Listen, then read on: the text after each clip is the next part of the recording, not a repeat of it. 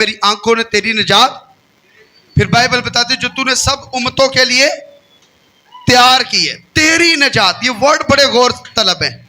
तेरी निजात, तेरी रास्तबाजी, तेरा खून, तेरा कफारा, तेरी सलीब, तेरी चरनी, सब कुछ तेरा है। लेकिन बन किसका गया है? मेरा। हो किसका गया है? मेरा। ये तेरी निजात है जो मेरी आंखों ने, वर्ड थोड़ा सा गौर तलब है। तेरी निजात है, देखी किसने है? मेरी आंखों ने। तेरी सलीब है, फायदा किसने उठाया है? मैंने। तेरी चरनी है, उससे बरकत किसने पाई है? मैंने। तेरा सब कुछ है, शामिल किसे कर लिया गया है? मुझे। लेकिन तुम मसीह में शरीक किए गए हो, तुम साथे इलाही में शरीक कर लिए गए हो, तुम मिरास में शामिल कर लिए गए हो। अपने आप को खुदावंद के हुजूर इन बातों के लिए इकरार करें, ईमान लाएं, दिल से इकरार करें, दुआओं का हिस्सा बना ले, करदार का हिस्सा बना ले। मैं शामिल किया गया हूं, मिरास का वारिस हूं, जो उसका था वो सब मेरा हो चुका है। आमीन। क्योंकि अब हम उसके क्या हैं? बेटे और बेटियां। तो बेटे और बेटियों को खुदा ने निजात में, मिरास में, उसकी मोहब्बत में, उसकी बरकतों में, उसके इख्तियार में भी शामिल कर लिए गए। लेकिन मैं तुम्हें अपना इख्तियार दिए देता हूं ताकि तुम सांपों और बिच्छुओं को कुचलो, दुश्मन की सारी कुदरत पर गालिब आओ।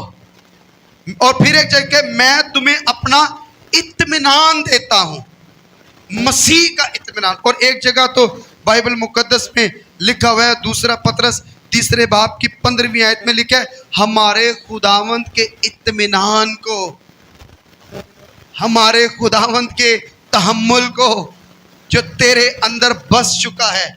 अगला वर्ड पता क्या है? आगे लिखा है अपनी निजात समझो।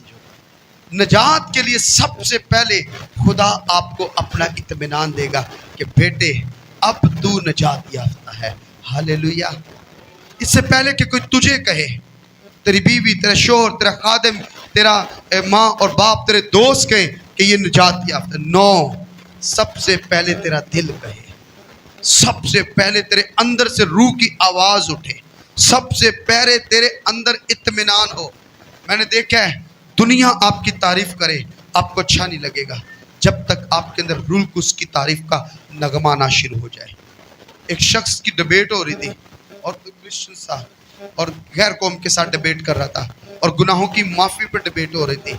एक तरफ ये था कि दुनिया का हकीकी गुनाहों से रिहाई देने वाला सिर्फ और सिर्फ यीशु मसीह है, और दूसरी तरफ वो आप समझ गए कि किसका जिक्र हो रहा है। तो आपस में जब ये बात हो रही थी तो जब पहला शख्स आया मसीही खादिम, तो उसने जब शुरू की अपनी स्पीच और मसीह को नजात दींदा के तौर पर पेश किया, गुनाहों की माफ़ी के तौर पर पेश किया, तो वो बता रहा था कि उस हॉल के अंदर जो है ना कोई तालियां नहीं थी, कोई खुशी नहीं थी, क्योंकि उसके अंदर बहुत सारे गैर ईमानदार लोग बैठे हुए थे। तो वो उन एरिया में उनके दरमियान जो है ये डिबेट कर रहा था।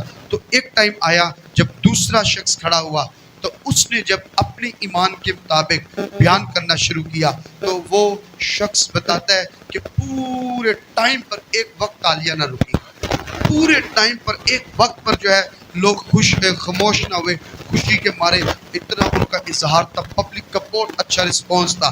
तो अब वो क्या हुआ कि ये शख्स अपने अंदर बड़ा थोड़ा बुझा था कि रिस्पॉन्स भी नहीं आया पब्लिक की तरफ से, लेकिन अंदर एक उसके बड़ी खुशी थी कि मैंने जो बयान किया ना मसीह को दुरुस्त बयान किया है। मैं अपने अंदर उसका बड़ा इत्मीनान था। कुछ दिनों के बाद एक बड़ी गवाही आई। गवाही पता क्या आई?